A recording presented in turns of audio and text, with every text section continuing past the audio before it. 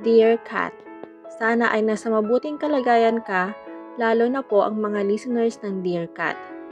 Kailangan ko lang talaga maglabas ng kilig at inis sa dibdib ko.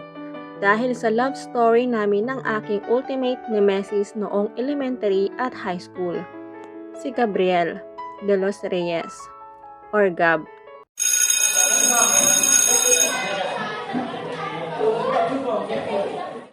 Imagine mo, Kat, kami ni Gab at ako, si Micaela Hernandez or Mika na lang po for short, ang tipikal na good girl na laging nakasunod sa rules at regulation ng aming paaralan.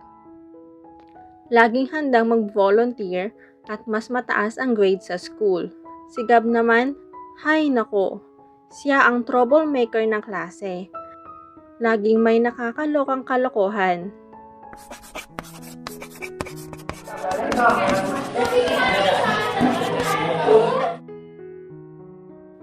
Mula sa pagtatago ng chalk hanggang sa pagguhit ng bigote sa picture ni Jose Rizal sa textbooks.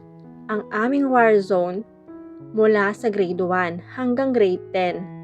Halos magkatabi kami ng upuan dahil sa alphabetically arranged seating chart.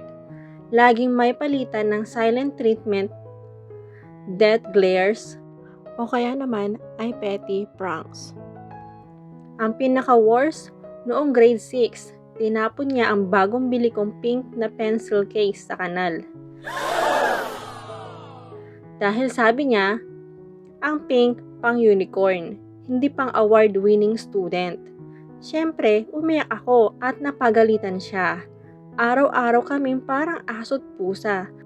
At kung may award man sa most likely strangle each other, panalo na kami.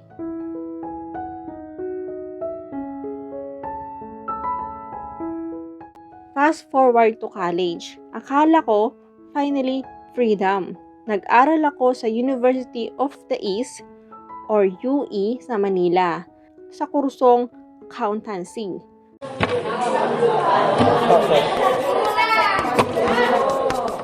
First day na fresh ang uniform ko, dala ang bagong laptop at may high hopes na maging top student. Pumasok ako sa room, CPA 101 class, isang malaking lecture hall sa ground floor. Pumili ako ng upuan sa gitna, perfect spot para makinig. At doon nagsimula ang aking heart rate na umabot sa 1,000. Sa dulo ng row, nakaupo si Gab de los Reyes, pero hindi na siya si Gab na may messy hair at oversized shirts na laging may mantsa ng tinta. Ito ay si Gab na naka-polo shirt, mas organized ang buhok, at oh my God, ang tangkad na niya at ang laki ng pinagbago ng mukha niya. Parang seryoso, nag-upgrade ata ang Diyos sa kanya, pero syempre, ang fierce kong tingin nandun pa rin. Nang makita niya ako, ngumisi siya. Hindi yung nakakainis na ngisi ng bully, kundi yung nakakakilabot na ngisi na may konting kislap. Sabi niya, a bit too loud. Well, look what wind blew in. Hindi ka ba nagsasawa sa mukha ko, Micaela? Kinuha mo pa talagang accountancy para makuha mo pa rin ang best student title sa akin. Napalunok ako, pero dahil palaban pa rin ako, sagot ko, mas nakakasawa ang mukha mo, Gab. At hindi ko kailangan gawin ang kahit anong kurso para maging best student. I was born one. Nag-aral ka pa rin dito? Akala ko sa vocational school ka nag-aaral, Gab. Ayan na nga, nagsimula na naman ang aming verbal war. Pero this time, may kakaibang tensyon sa paligid. Ang aming kurso ay hell.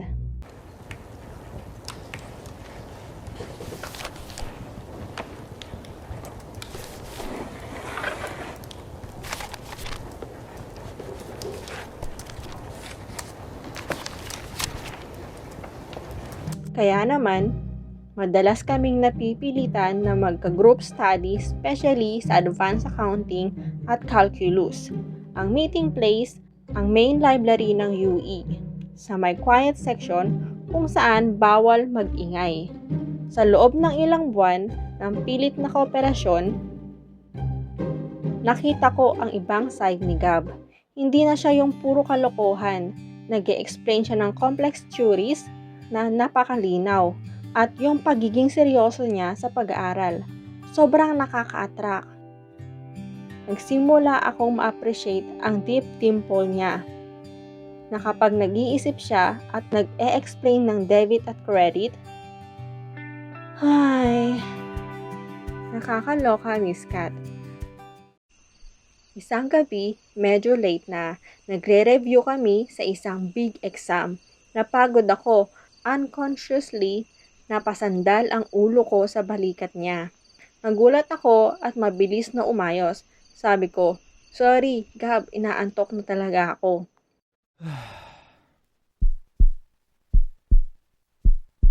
Tinignan niya ako, pero hindi na siya umisi. He had this soft, genuine smile on his face. Sabi niya, in a gentle voice, okay lang, Mika. Actually, I was enjoying the peace.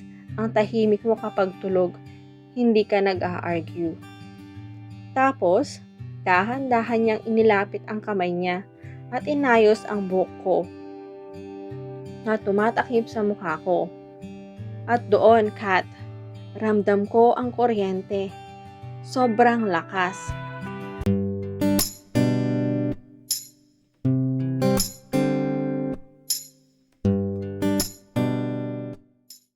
Sabi niya habang nakatingin sa mga mata ko, Mika, alam mo ba, akala ko hanggang college magkaaway pa rin tayo.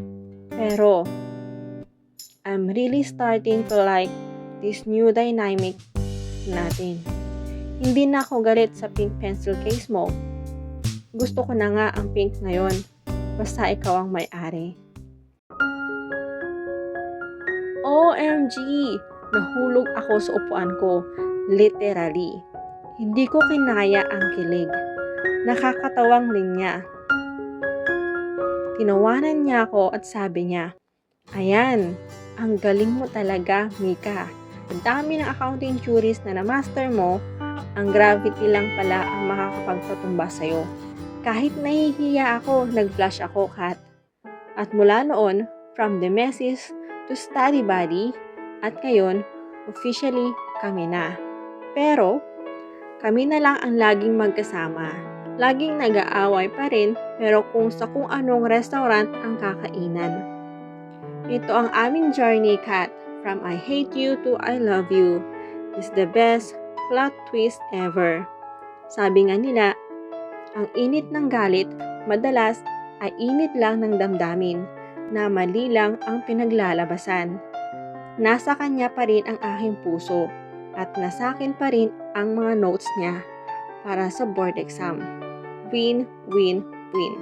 Nagmamahal, Mika Hernandez, the one who fell for her college nemesis.